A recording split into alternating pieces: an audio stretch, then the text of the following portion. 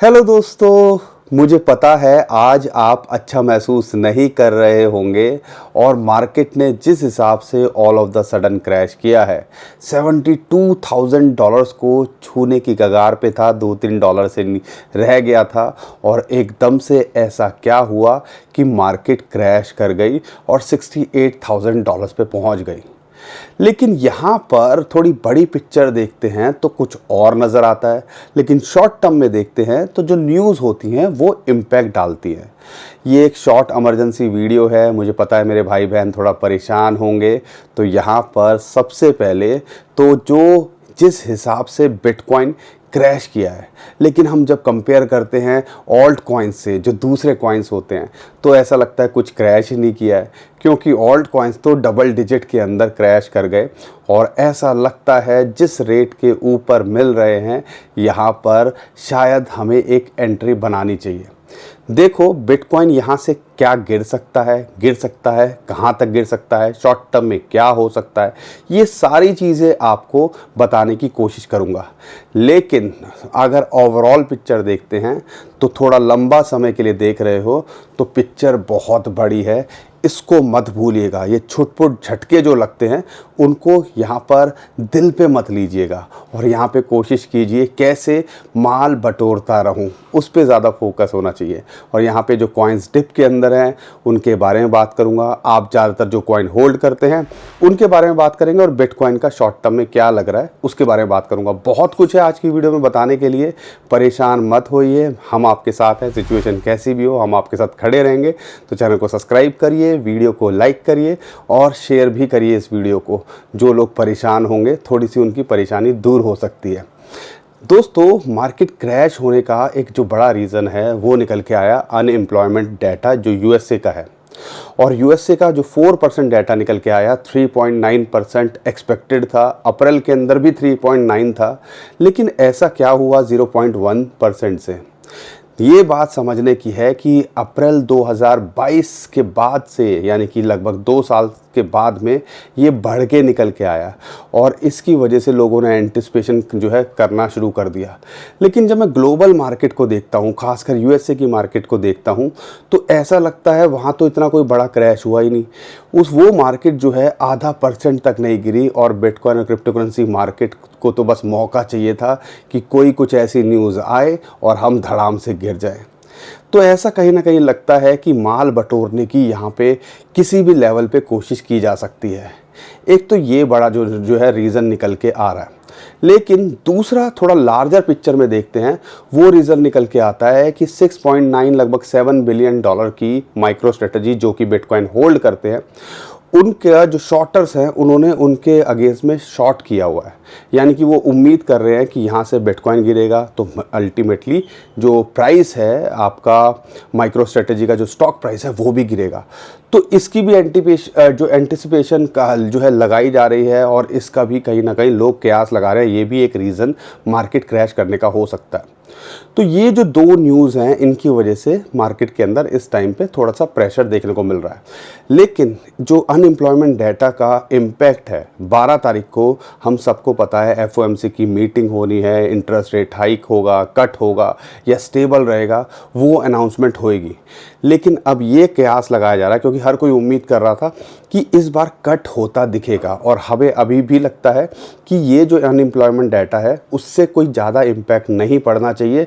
Cut नहीं होगा तो कम से कम न्यूट्रल होना चाहिए, लेकिन हमें जो पर्सनली लगता है कि इस बार इंटरेस्ट रेट कट होना चाहिए। अगर कट होता है तो जो ये मार्केट आपको इस टाइम पे पैनिक के अंदर दिख रही है, तो कैसे भागेगी आप आइडिया अभी नहीं लगा सकते। और अगर न्यूट्रल भी रहता है तो समझ लीजिएगा वो भी एक तरह से बुलिश सिग्नल ही होने वाला है। तो लोग एंटिसिपेट कर रहे हैं कि शायद इंटरेस्ट रेट कट ना हो, और इंटरेस्ट रेट कट नहीं होगा तो यहाँ पे मार्केट के अंदर प्रेशर देखने को मिलेगा और इंटरेस्ट रेट बढ़ाने का तो हमें कहीं दूर दूर तक लगता नहीं है।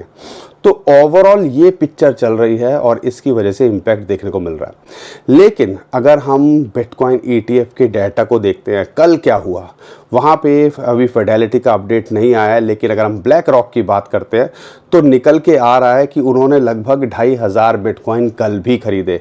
5,000, 2,500, 4,000 बिटकॉइन वो लगातार खरीद रहे हैं। और हम इसी सोच में हैं कि यहाँ से $30,000 तो नहीं आ जाएगा, बिटकॉइन का प्राइस $20,000 तो नहीं आ जाएगा। तो समझने की कोशिश करो, जब यहाँ पर लगातार बाइंग हो रही है और इम्पॉर्टेंटली हमें पता है कहाँ कहाँ लेवल पे सपोर्ट है, तो शॉर्ट टर्म में घबराना क्यों, लाइंस पे ट्रेड करो। लेकिन अगर आप लॉन्ग टर्म में देख रहे हो तो कोई फ़र्क नहीं पड़ रहा यहाँ पे 10-5% ऊपर नीचे बिटकॉइन के होने से। शॉर्ट टर्म में क्या लगता है बिटकॉइन का, मैं आपको बताने की कोशिश करता हूँ। अगर बिटकॉइन के प्राइस को देखते हो तो $69,000 पे इसको सपोर्ट है। एक तो फिबोनाची की है या प्रीवियस ऑल टाइम हाई की बात करते हैं, वो एक इमीडिएट इसके लिए सपोर्ट निकल के आ रही है और उसके ऊपर मेंटेन करने की कोशिश कर रहा है। 21 डे मूविंग एवरेज की भी सपोर्ट वहाँ निकल रही है। लेकिन अगर बुरे हालात के अंदर देखते हैं कि कहाँ तक गिर सकता है, क्या ये $60,000, हमें पर्सनली नहीं लगता कि इस टाइम पे $60,000, $58,000 पे तो एक इंपॉर्टेंट सपोर्ट है ही, एक इम्पॉर्टेंट जोन है ही। लेकिन हमें नहीं लगता अभी फ़िलहाल ये वहाँ तक आने वाला है, क्योंकि एक इम्पॉर्टेंट सपोर्ट जो बन के निकल के आ रही है वो निकल के आ रही है लगभग $66,000 का जोन, जहाँ पर 50 डे मूविंग एवरेज या जो 100 डे मूविंग एवरेज की यहाँ सपोर्ट मिल रही है। तो ओवरऑल देखें तो ये जो दो लेवल्स हैं ये एक इम्पॉर्टेंट सपोर्ट बिटकॉइन के लिए हैं। और यहाँ से अगर इमीडिएट रेजिस्टेंस की बात करते हैं तो अभी रेजिस्टेंस तो खुला ही नहीं है। यहाँ पर $73,000-74,000 का जोन एक इम्पॉर्टेंट रेजिस्टेंस है। लेकिन अगर उसके पार जाता है तो हमें लगता है ये 80 या $83,000 भी आपको जून जुलाई के अंदर देखने को मिल सकता है। लेकिन अगर यहाँ पे देखते हैं, अगर हम यूएस इलेक्शन को लेके बहुत इम्पैक्ट पड़ सकता है, और अगर हम ट्रंप की बात करते हैं जो कि पहले प्रेसिडेंट रहे हैं और यहाँ पर दोबारा से कंटेस्ट कर रहे हैं, तो ऐसा लग रहा है कि वो क्रिप्टो प्रेसिडेंट अपने आप को प्रोजेक्ट करने की कोशिश कर रहे हैं। और अगर वो आ जाते हैं, नवंबर में इलेक्शन है, तो ऐसा लगता है क्रिप्टो करेंसी मार्केट के अंदर एक अलग ही बूम देखने को मिल सकता है। स्टैंडर्ड चार्टर्ड का तो ये भी कहना है यूएस इलेक्शन से पहले आपको बिटकॉइन का प्राइस $1,00,000 यानी कि आप कह लीजिए अक्टूबर नवंबर में वो एक्सपेक्ट कर रहे हैं कि इतना हो सकता है। लेकिन अगर हम देखते हैं ट्रंप आ जाते हैं तो वो उम्मीद कर रहे हैं कि $1.5 लाख भी 2024 के अंदर बिटकॉइन का प्राइस देखने को मिल सकता है।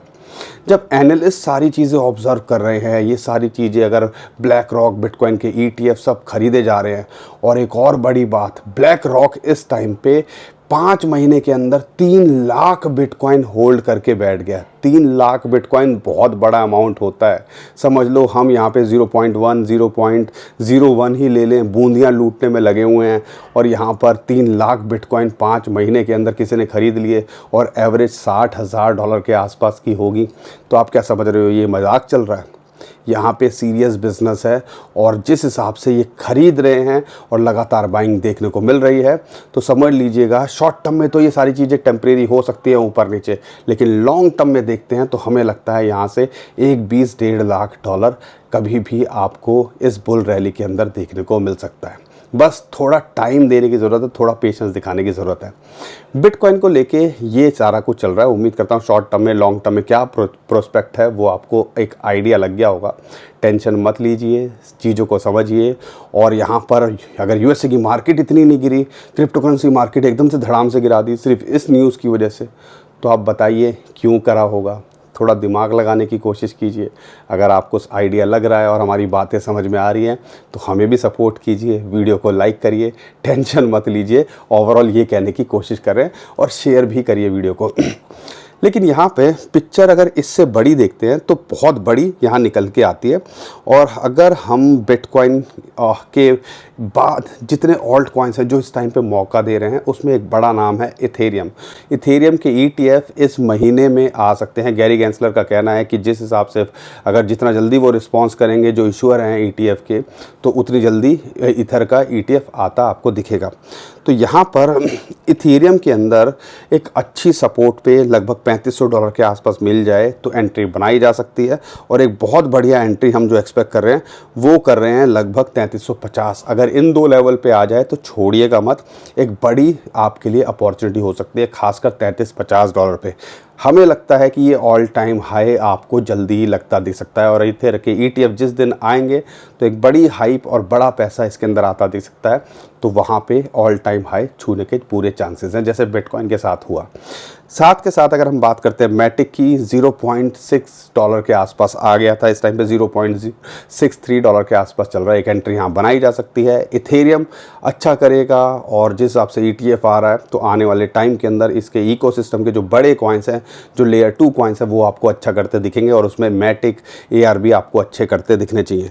तो मैटिक इस रेट के आसपास मिल रहा है, एंट्री बनाई जा सकती है। शॉर्ट टर्म में इसका टारगेट 0.85 और $1.3 तक हम देख रहे हैं शॉर्ट टू मिड टर्म में। लॉन्ग टर्म में ये भी ऑल टाइम हाई को छूने का पोटेंशियल रखता है।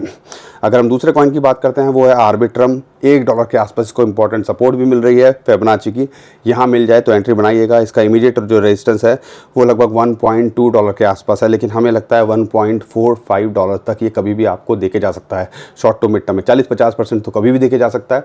ये भी पूरा पोटेंशियल रखता है मल्टीपल टाइम रिटर्न देने का लॉन्ग टर्म के अंदर। अगर हम पोल का डॉट को लेके बात करते हैं, इसमें कुछ खास हुआ नहीं और फिर दोबारा से ये नीचे फिसल गया, तो ये तो बस मौका ढूंढता है कि भैया कैसे हमें मार्केट गिराए।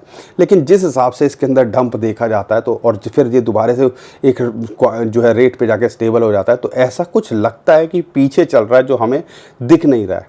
तो $6 $6.5 के आसपास एक अच्छी बाइंग है। एक्यूमुलेट करते रहो, थोड़ा सा फोकस करते रहो, ऐसा लगता है ये ऑल टाइम हाई को छूने का बुल रन में पोटेंशियल रखता है। लेकिन इमीडिएट रेजिस्टेंस जो है इसको लगभग $7.4 है। अगर उसके ऊपर जाता है तो ये भी आपको लगभग $11 तक शॉर्ट टू मिड टर्म में देखे जा सकता है। अगर हम बात करते हैं इम्यूटेबल एक्स की, IMX की, ये $2 के आसपास इसको सपोर्ट मिल रही है। अगर यहाँ मिल रहा है तो एंट्री बनाई जा सकती है और एक इंपॉर्टेंट सपोर्ट $1.8 है। 2 लेवल पे बनाने की कोशिश करिए। अगर यहाँ से पंप करता है तो ये इसको इमीडिएट जो रेजिस्टेंस है $2.5 के आसपास है। अगर उसके ऊपर जाता है तो ये आपको $3.4 शॉर्ट टू मिड टर्म में देखे जा सकता है। लॉन्ग टर्म में ये भी मल्टीपल टाइम रिटर्न देने का पोटेंशियल रखता है। एक और कॉइन है एप्टॉस, $8.5 के आसपास ये एंट्री देने का मौका मिल रहा है। 9, 8.5, 8 मतलब इस रेट के आसपास अगर आपको मिल रहा है तो यहाँ एंट्री बनाते रहिए। ये भी पूरा पोटेंशियल रखता है शॉर्ट टू मिड टर्म में $11 के आसपास देने का। लेकिन अगर आप लंबे समय के लिए देखते हो तो ये भी मल्टीपल टाइम रिटर्न देने का पोटेंशियल रखता है। एक और कॉइन है गाला, इंपॉर्टेंट सपोर्ट है 200 डे मूविंग एवरेज की, जो कि लगभग आती है 0.03839 के आसपास। तो एक एंट्री यहाँ बनाई जा सकती है। बार बार यहाँ आ रहा है और वहाँ सपोर्ट मिल रही है, तो शॉर्ट टर्म में $0.05 के आसपास तो कभी भी देके जा सकता है। लेकिन हाँ, ये भी पोटेंशियल रखता है कि आपको एक अच्छा return short to mid term में देखे जाए और लॉन्ग टर्म में भी देके जा सकता है। बाकी अगर मीम कॉइन की बात करते हैं, मीम कॉइन के अंदर तो माहौल ही बन रहा है, लेकिन डॉज और शीबा के अंदर कुछ खास नहीं हो रहा है। पेपी ऑल टाइम हाई बना रहा है, फ्लॉकी ऑल टाइम हाई बना रहा है। तो डॉज कॉइन $0.15 के आसपास या उसके नीचे मिल रहा है, एंट्री बनाई जा सकती है। और एक एंट्री अगर बढ़िया देख रहे हो तो $0.12 के आसपास आ जाए तो छोड़िएगा मत। लेकिन इसके अंदर हम देख रहे हैं कि शॉर्ट टू मिड टर्म में $2.1 और ये भी अपने ऑल टाइम हाई के आसपास इलॉन मस्क ने अगर खेल करना शुरू किया तो देखने को मिल सकता है। शिबा इनू की बात करते हैं तो एक बॉक्स ट्रेडिंग के अंदर है, कुछ खास नहीं हो रहा है। 2200 से 2500 के बीच में लगातार इसके अंदर ट्रेडिंग हो रही है। लेकिन अगर ये यहाँ से पंप किया तो ऐसा लगता है 3500 से 4000 ये कभी भी देखे जा सकता है। पेपी की बात करते हैं, अभी जो है इसको सपोर्ट मिली लगभग 10,000 के आसपास। लेकिन अगर ये 7,000 के आसपास आए तो ही एक एंट्री बन सकती है। लेकिन अगर आपने होल्ड किया हुआ है, अपना इनिशियल निकाल लिया है, तो हो सकता है ये आने वाले टाइम के अंदर सेम पेपी और फ्लॉकी के लिए भी यही केस है। लेकिन अगर फ्लॉकी की बात करते हैं 25-26 हज़ार के आसपास इसको सपोर्ट मिल रही है। लेकिन इंपॉर्टेंट अगर एंट्री के लिए देख रहे हो तो इसको 21,000 के आसपास आए तो एंट्री बनाने की सोचिएगा। और लेकिन अगर आपने प्रिंसिपल तो निकाल ही लीजिएगा, समझदारी है। बाकी अगर प्रॉफिट में हो तो इसको कैरी फॉरवर्ड कर सकते हो, ये भी आने वाले टाइम के अंदर अच्छा करता दिख सकता है। बाकी दोस्तों बहुत सारे कॉइन्स हैं जो आपने हमसे पूछे, हमने भी कोशिश करी ज़्यादा कॉइन कवर करने की। टेंशन नहीं लेना है, इन कॉइन्स को ऑब्ज़र्व करो। और बड़े कॉइन्स हैं जो मौका दे रहे हैं, डिप के अंदर हैं, तो अपॉर्चुनिटी की तरह लेना चाहिए। शॉर्ट टर्म में तो ऐसा लगता है ये क्विकली बाउंस बैक भी कर सकते हैं, लेकिन ओवरऑल देखते हैं तो बड़े टाइम में ज़्यादातर कॉइन्स आपको मल्टीपल टाइम रिटर्न देने का पोटेंशियल रखते हैं। और ये रिकॉर्ड रहा है बिटकॉइन हाफिंग के बाद 2-3 महीने के बाद में जो रैली शुरू होती है, तो वो कहीं ना कहीं अगला 1-1.5 साल लोगों को बड़े मज़े दिलाती है। लेकिन इन बिटवीन छोटे मोटे स्पीड ब्रेकर झटके आते रहते हैं और उनके हमें पार पाना है। तो इन सारी चीज़ों को ऑब्ज़र्व करना है, बस यहाँ पे थोड़ा पेशेंस दिखाना है। बाकी दोस्तों, हम कोई फाइनेंशियल एडवाइज़र नहीं है, हमारा काम है इन्फॉर्मेशन शेयर करना, आपका काम है वीडियो को लाइक करना, चैनल को सब्सक्राइब करना और अपने फाइनेंशियल एडवाइज़र से भी पूछना। और चैनल को जो है हमारी जो है चैनल को सब्सक्राइब ज़रूर करिएगा, क्योंकि लगातार ऐसा कंटेंट हम लाने की कोशिश करते हैं जो आपके काम आए। उम्मीद करता हूँ ये वीडियो भी आपके काम आएगी। और साथ के हमारे ट्विटर टेलीग्राम को भी फॉलो कर लीजिएगा, नीचे डिस्क्रिप्शन में जो लिंक है उससे कीजिएगा। बहुत सारे स्कैमर हमारे नाम से स्कैम करने की कोशिश करें, उससे भी आप बच पाओगे। अभी के लिए विदा लेता हूँ। खुश रहिए, मुस्कुराते रहिए, कमाते रहिए। आपका दोस्त पंकज। थैंक यू, नमस्कार, धन्यवाद।